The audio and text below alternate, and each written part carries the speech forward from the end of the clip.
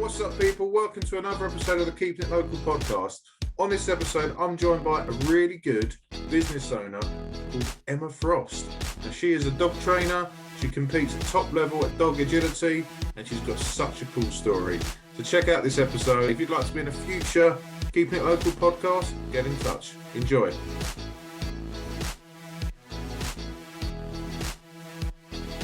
So now, Emma, thanks for joining this podcast. No problem. Good to have you on here finally. Yeah, nice to meet you. Yeah. Thanks for inviting me. No, you're welcome. So I always like to ask our guests who come on the Keeping It Local podcast that where you're from. So whereabouts do you live? Okay, I live in Benfleet now. Originally, I was from Buckinghamshire, but yeah, I've kind of been Canby, Benfleet since I was 5 years old. So very so local. You grew up here then? yeah, I'm an Essex girl through and through, really. And what schools did you go to? Cornelius. I was on Canby. Oh, brilliant. So yeah, Canby girl. As soon as I could, I moved off and went to Benfleet. So there's a lot of history in Canby. I mean, I'm a Dr. Feelgood fan anyway, so right, yeah. I you into that sort of music at all? Yeah, it's okay. Overrated, eh?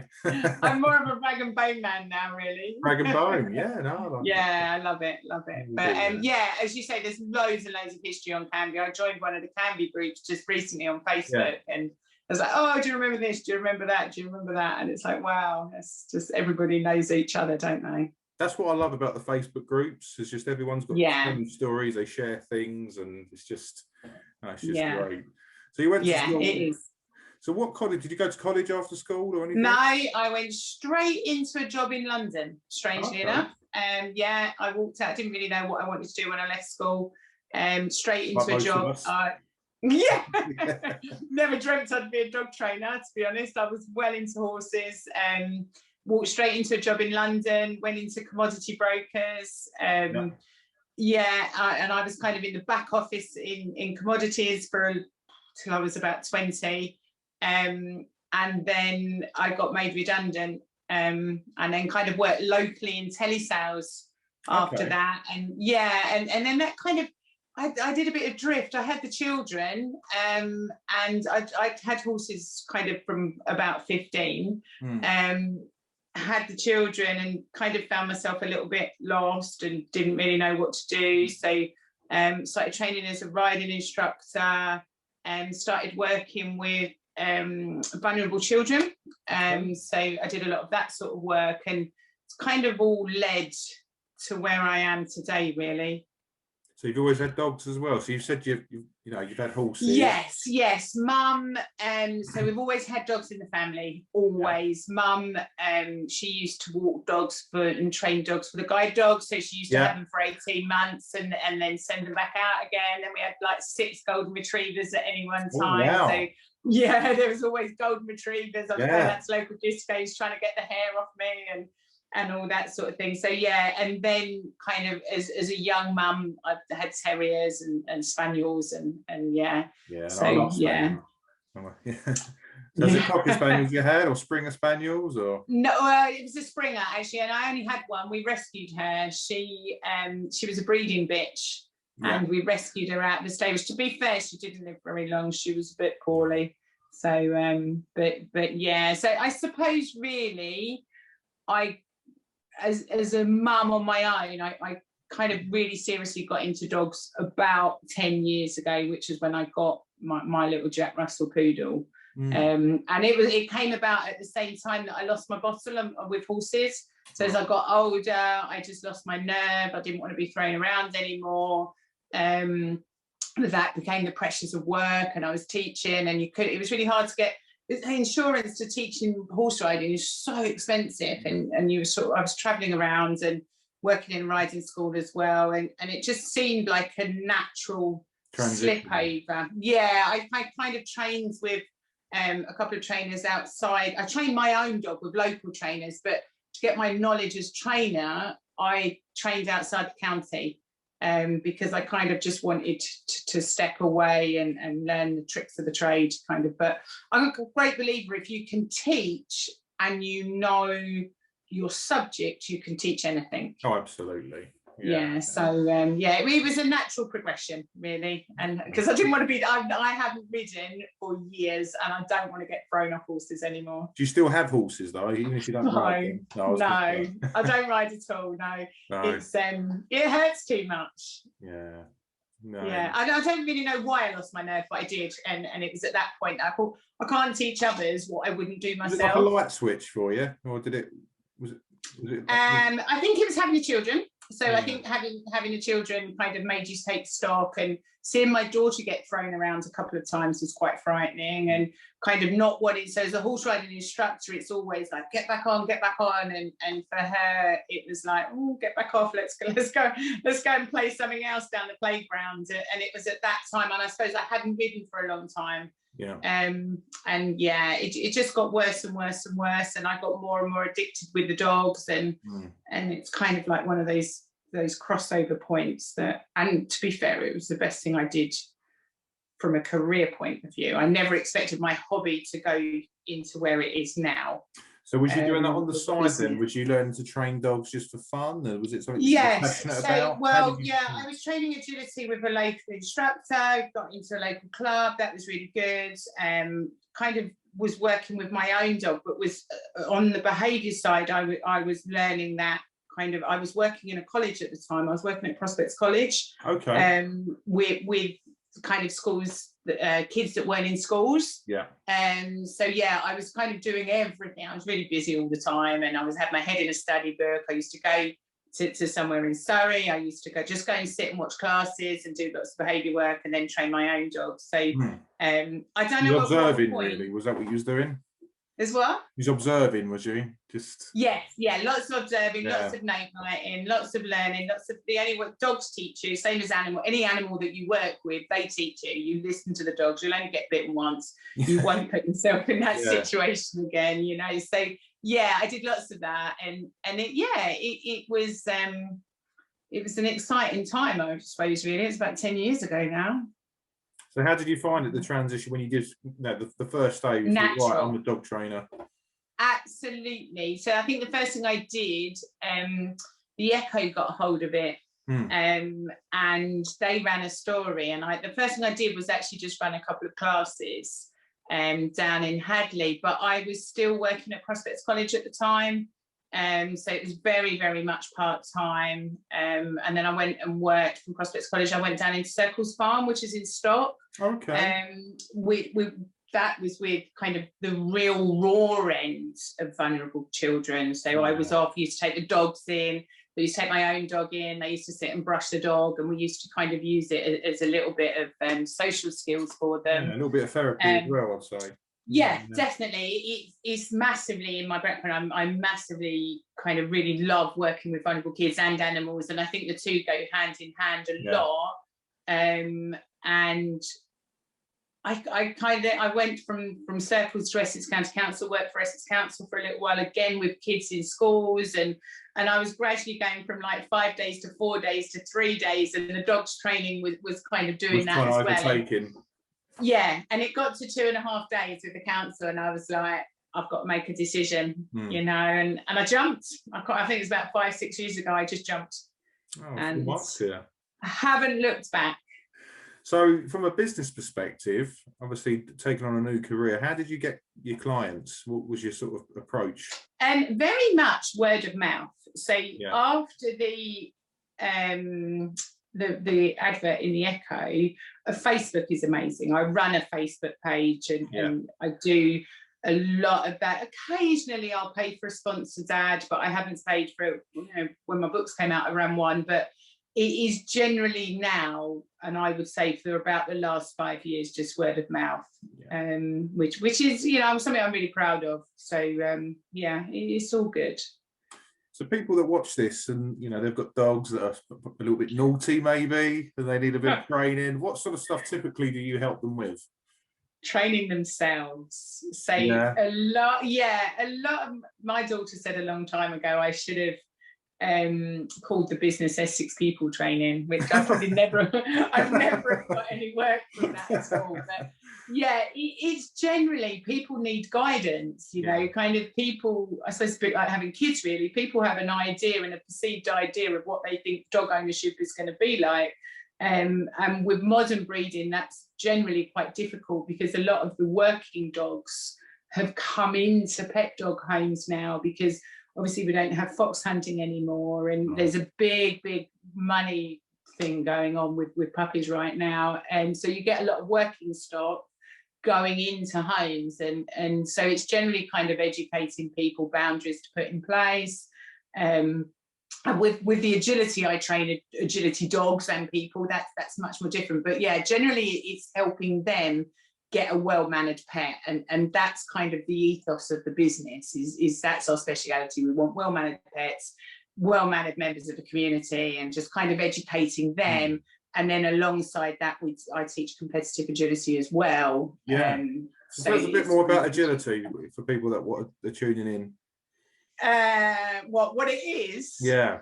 Okay, so you train a dog to go over through obstacles. So whether that be jumps, tunnels, weaves, contacts, you train the dog skill.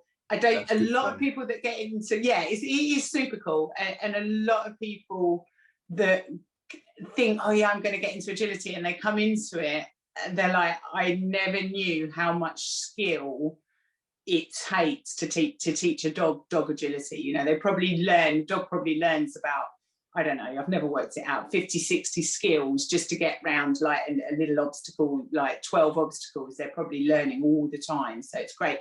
And of course, it's people skills. So you learn about yourself. And although it's not registered as a sport, we treat it very much as a sport. It's massively competitive. And fast. Yeah. Yeah. And it's got faster. So it's like anything, you know, it kind of came over from Europe, and as Europe came in, it got faster and faster and faster, and it is now about fast skill speed. And when you're getting older, that gets harder.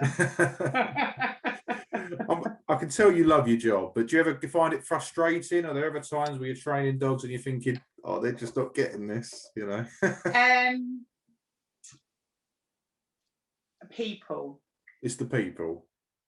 So it's like anything, isn't it? You know, you work with the public as well, and sometimes, there are times when dogs don't get it, but my hardest thing, I think, is that people want today. Everybody wants it today. You know, that's the kind of world that we're living in, isn't it? You know, 100%. We want, and if it doesn't work, I'm going to throw it away. So it's that kind of mentality that makes it really hard. They want results now, and it doesn't work like that. Even with kind of pet dog training and particularly agility training, I would say that we don't get a lot of people that give up, but most people will give up in about the first 4 or 5 months because they can't see a lot happening. But yeah, it's patience. People just need to be that little bit more patient. There is no quick fix when you're training a dog.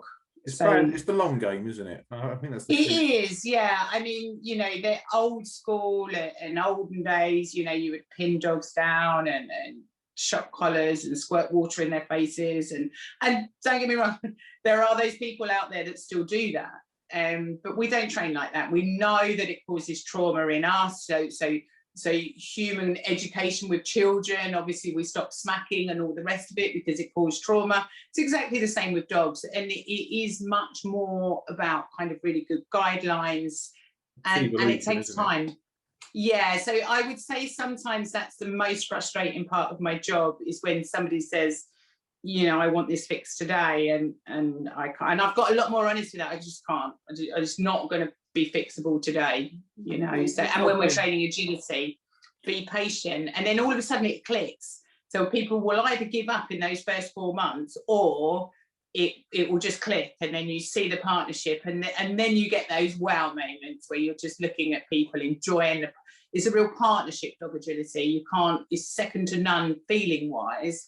And when that happens for someone else, you're just like, yeah, that's why I do my job. Oh, that's brilliant. And you can say it with all walks of life, can't you? You've got to take time. Yes. Like, I play guitar. There's so many times I'm learning new chords, new things, and you can think, do you know what? This isn't working. I've been doing the same. Yeah. It's so easy to give up. So you just yes, gotta, it is. But the difference is here is your guitar is not living. no. So So it you've will got be more there yeah. all the time. Yeah, all the time that you're alive, Yeah. it's going to be there, you know. And I try and impress on people, you know, you're living your little dog's life, you know. So each day that you get is positive. Yeah, absolutely. So don't try and get to the end result, because by the time you get to the end result, it might be 8 and you might not be able to do it anymore. So yeah, I'm quite passionate about sort of just trying to get people to get the best out of their dogs and do the right thing for the dog. Yeah, definitely. I've got a question for you, actually. Would you say it's a myth or is it a fact? You can't teach an old dog new tricks. Yeah, you can. Yeah. It's a myth, but it's harder it's obviously hard. It's harder to break habits. So for instance, I always liken, like, if you take on a rescue dog that's come off of the streets, you don't know what trauma they've dealt with. You don't know what their history is. And it's a little bit like, I sometimes work with some of the vulnerable people in Southend, and you couldn't just kind of put a street person into a house, put a roast dinner in front of them and expect them to conform. So it takes longer. You kind of allow those dogs to decompress a little bit more. They are trainable, but it is a lot harder, and people generally do give up with dogs. But yeah, you can teach dog new tricks. Yeah. I think sometimes as well, it's about understanding and managing.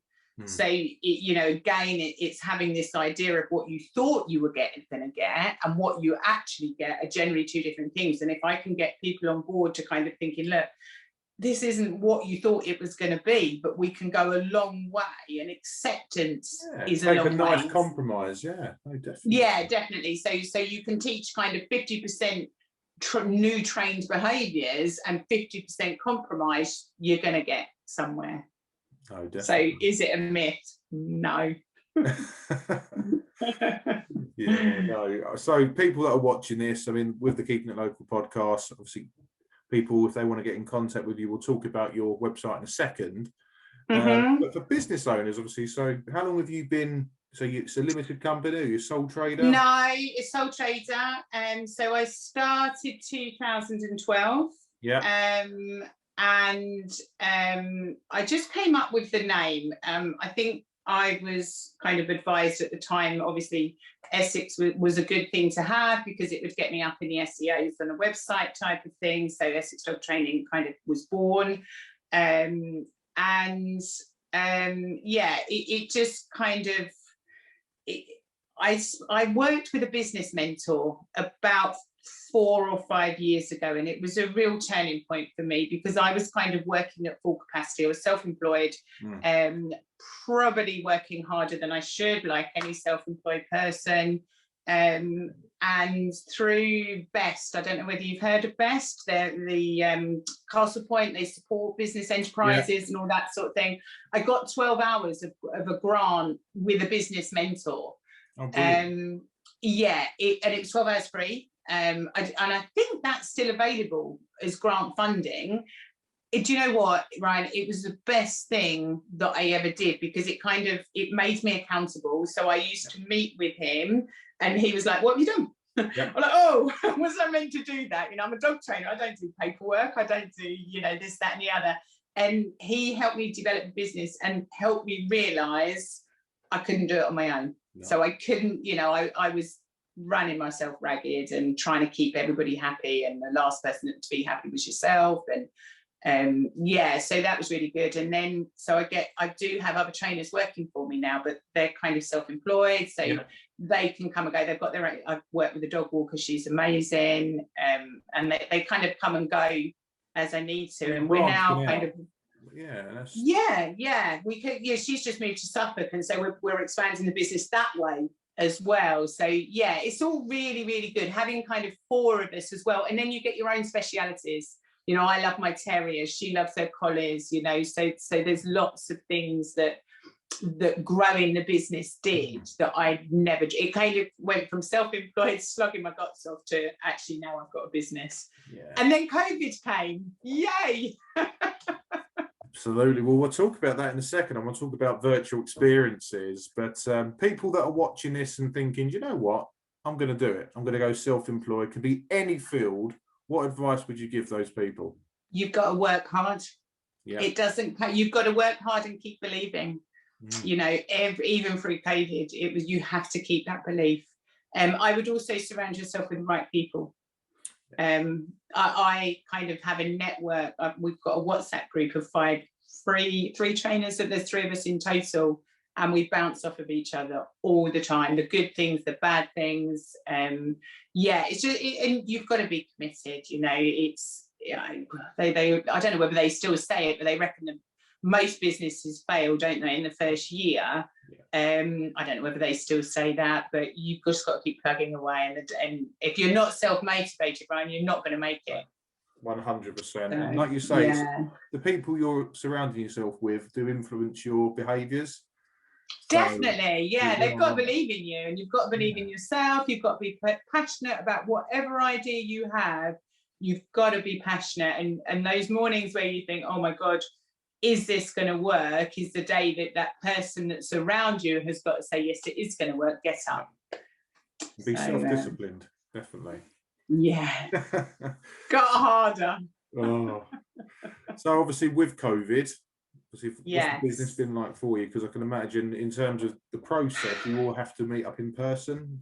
Can you do anything virtually? Well, do you know what? If somebody had said to me that I could train people and dogs online, I would have eaten my hat. Like, don't be ridiculous. It was interesting how it happened. So we had just, what was it? God, it's only a year ago, isn't it? That's mad. So crazy, yeah. It's March, isn't it? Yeah, my daughter had qualified my dog for crafts, and so we were like, is crafts going to be on? Isn't it going to be on? And crafts did go ahead.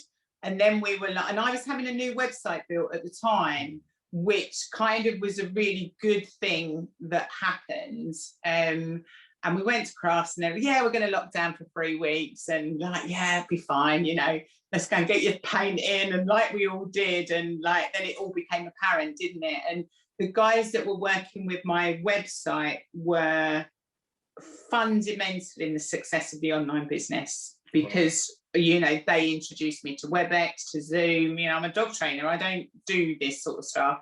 And they drove the website. So I don't know if you've seen the website, but it can flick.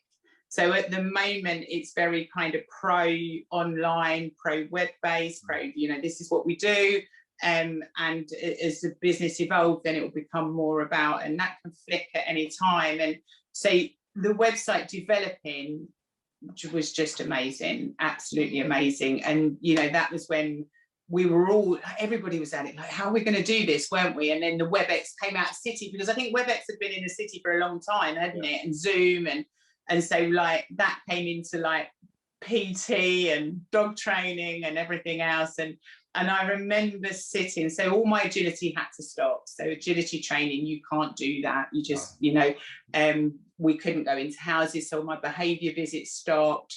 Puppy is quite easy because it's all about educating people. And yeah, and I remember sitting there in front of this screen training 6 people, and I was like, wow, this is really going to work. Yeah, you can get to more people, can't you, in one go? Yes. Well, and what I did, I obviously went, yeah, 3 weeks time we'll be back, like we all did, didn't we? And then it all became massively apparent that I don't think anyone could have predicted what happened, you know. No, and I don't know about you, but I went through a very emotional roller coaster. It was very up, very down, very like, what do we do? One day you're going to be sick. And that's where the self-motivation kicked in. Very much so in the first lockdown. I was probably, I think I ran myself into the ground a little bit, if I'm completely honest. It was just a do or die. You know, that was the attitude. It must have been harder for you being self-employed. Yeah. You know, not knowing what's around the corner. Yeah, absolutely. Kind of think, you know, my kids are kind of 18 and 21, but, you know, we live on our own. So that mine was the only wages. They were both at uni. So it was like, you know, I've got to get money in. How do I get money in? And honestly, without my website team, Encore, they were brilliant. I don't know if I'm allowed to say that. They were amazing. They walked me through the whole process, and that was kind of when we came up. I kind of like, okay, how do I work this to my advantage? And I'd kind of had some books in my head that I wanted to written that I'd never had time to do. Yeah. So well, it's giving you time to be productive in other ways, then, hasn't it? You know, I think for lots of people. I would say I'm not financially, obviously, you know, we're all there, aren't we? But I would think that my business has probably doubled because of COVID. Wow. But in a very different way. Yeah. That I ever imagined, you know. So obviously we wrote the books, we've got the online. So what I try to do, I've always wanted to educate people. That's kind of the biggest part of dog training to me, is that so many dogs go into rescue homes because people are uneducated, and that's not meant as you know, detrimental to anybody, but they you kind of get the dog.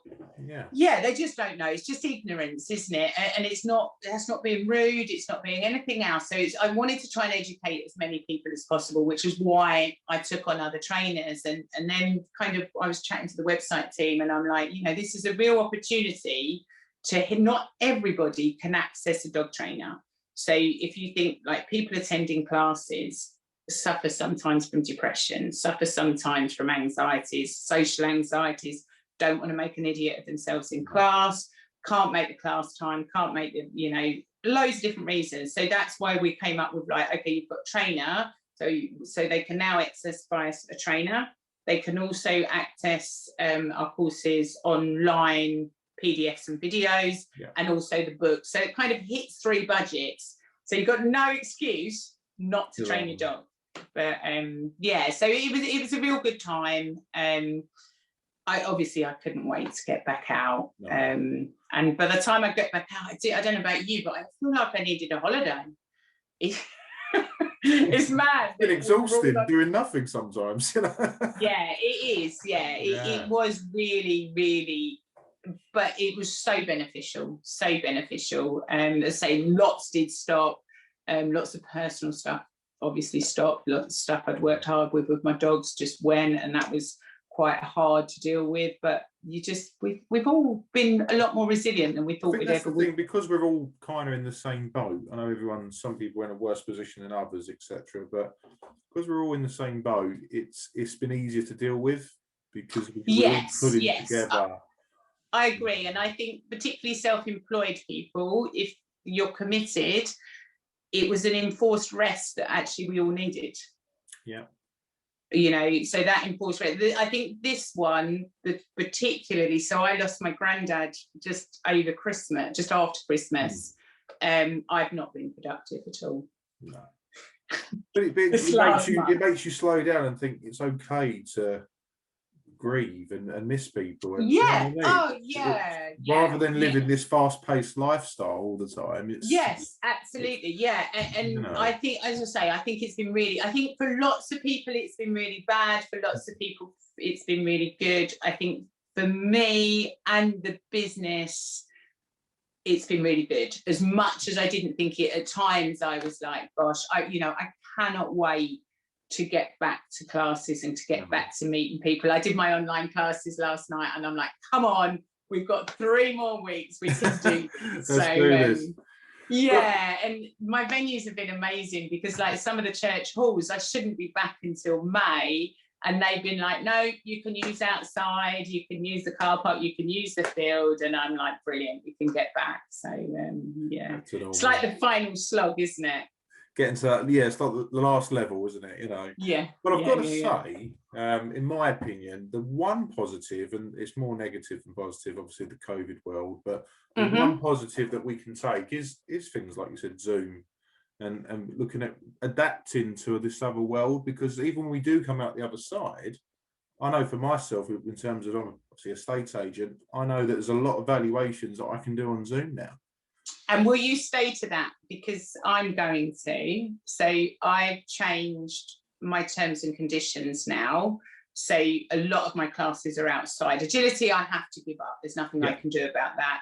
But from a pet dog point of view, there has been so much benefit on Zoom training, because actually, you know, I can be training someone and I'm like, and they'll be saying to me, I don't know why my dog does this. And I'll be going, oh my gosh, like little Tommy's just done something at the back of you. That's why he's doing it. So that's really helped. Lots of people have loved it. So in our terms and conditions, I've actually, you know, we don't know whether this is ever going to happen again, do we? No. You know, so as a business, you have to think ahead. So from now on, I will never lose lessons because of poor weather, ever.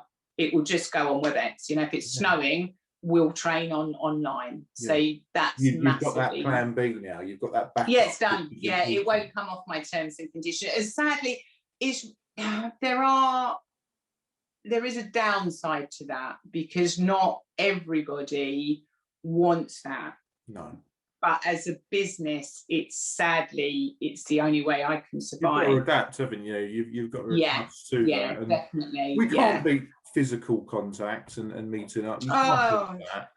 But this is a good alternative. Go running around hugging everybody. Oh, look, there's light at the end of the tunnel. And also, as well, it's adapted my business like countrywide. So I've got people that I'm training in Oxford, and they're like, we don't never want met up with them. Generally. No, and they're like, what are you going to do? So we're going to do one class a week, which will stay online forever.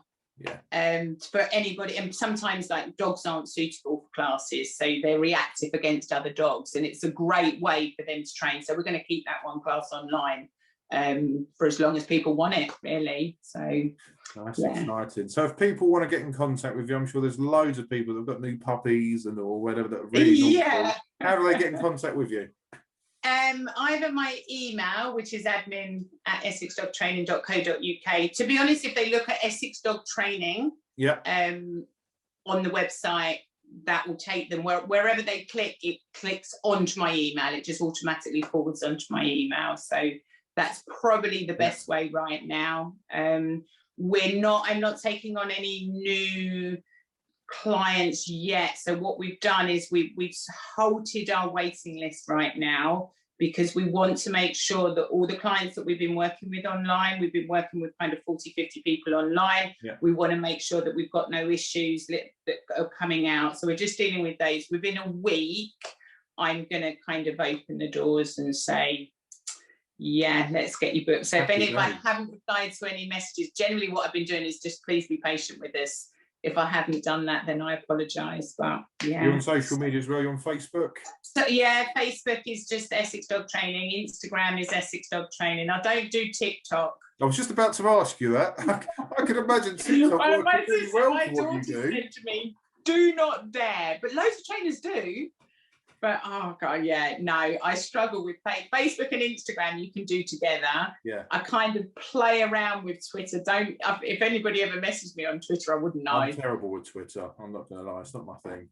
No, and I think most people have got Facebook or Instagram, haven't they? So I think I get most of my messages either come from my email or from my Facebook page. Yeah. What about a YouTube channel? I could imagine that being really interesting. I've got a YouTube channel. Do you vlog? It's not as I do. I'm getting better. I'm getting better because Essex Dog Training YouTube channel. What's happened is sometimes we're repeating ourselves all the time when we're online. So generally in direct training classes, we'll have a dog with us and we can demo. Obviously, when we go back from COVID, we're not allowed to demo with someone else's dog because of the COVID restrictions. So what we've tried to do is we send people little videos of what we're doing, and I kind of video my dogs at home. So I'm trying to build up a bank of resources and just dump them onto the YouTube channel so that anyone can get it. So it's probably not as busy as it should be, but it's getting there, and we are getting better at it. I mean, it is like I'm a practical person. You know, I train dogs, I train people, but I've learned a lot about, as you say, about this type of thing. You know, who would have dreamt it? No, it's crazy. But I just think it's a great well from this perspective to have it as an alternative. But I've really enjoyed this podcast. Thank you for Yes, coming you on. too. It's been lovely to meet you. Thank you. And at the end of the year, I'll have to get you on for a part 2 to see how you're getting on. Look forward to it. Yeah, super. But no, thank you very much. No problem. Thanks for inviting me, Ryan. Take care. Take care. Bye.